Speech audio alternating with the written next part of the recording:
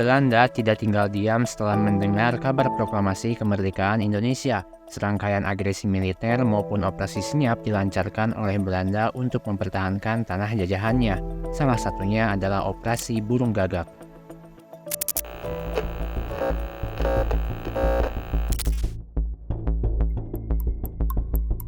Pesawat militer Belanda lepas landas dari Bandung menggunakan rute Samudra Hindia ke Yogyakarta. Pangkalan udara Maguwo menjadi target utama penyerangan.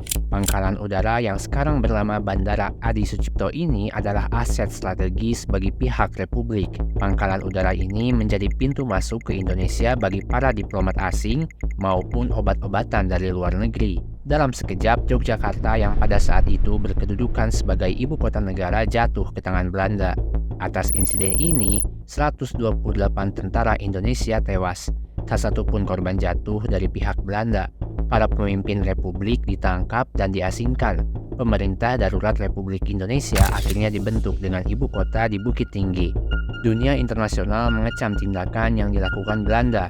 Operasi militer ini jelas melanggar ketentuan dari Perjanjian Renville yang telah disepakati pada tanggal 17 Januari 1948.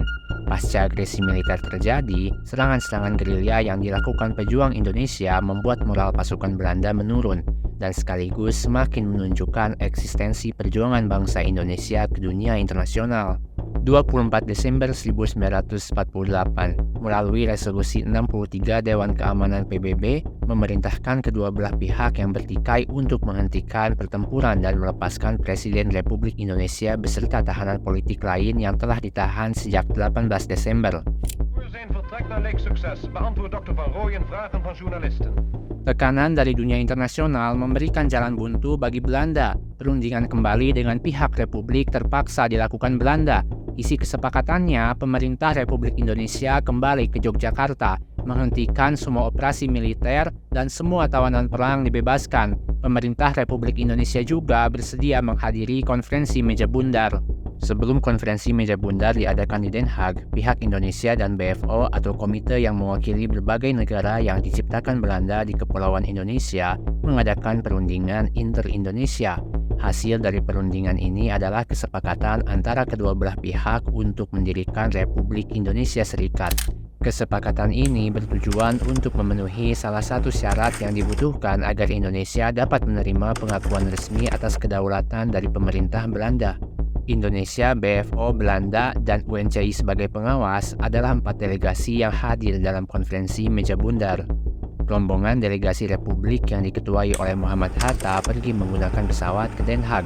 Selama di Den Haag, para delegasi tinggal di Hotel Kurhaus. De Curaçao bracht 2 dagen later Dr. Van Rooyen, Mohammed Roem en het Amerikaanse lid van de Commissie der Verenigde Naties, Merle Cochrane. Voorts nog de heer Vleer, de secretaris van de BFO, de vicevoorzitter van de Banca-raad, Dr. Lim Chai Lee en Ahmad Saleh, delegatieleider van Banca. Di bangunan inilah KMB berlangsung dari 23 Agustus sampai 2 November 1949. Berbagai isu menjadi pembahasan dalam konferensi ini seperti ekonomi, militer, dan hukum. Negosiasi terjadi begitu alot ketika menyinggung utang pemerintah Hindia Belanda dan status Papua Barat. Akhirnya perjanjian ditandatangani pada 2 November 1949. Selanjutnya pada tanggal 27 Desember, Kerajaan Belanda menyerahkan kedaulatan kepada Republik Indonesia Serikat. Isu mengenai kekuasaan atas wilayah Irian Barat akan dibahas kembali setahun setelah konferensi meja bundar. Utang Belanda merupakan biaya yang harus dikeluarkan sebagai ganti untuk memperoleh kedaulatan.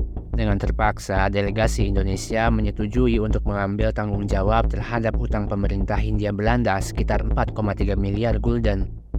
Bangsa Indonesia dan bangsa Belanda kedua-duanya akan memperoleh bahagianya. Anak cucu kita, angkatan kemudian akan berterima kasih kepada kita.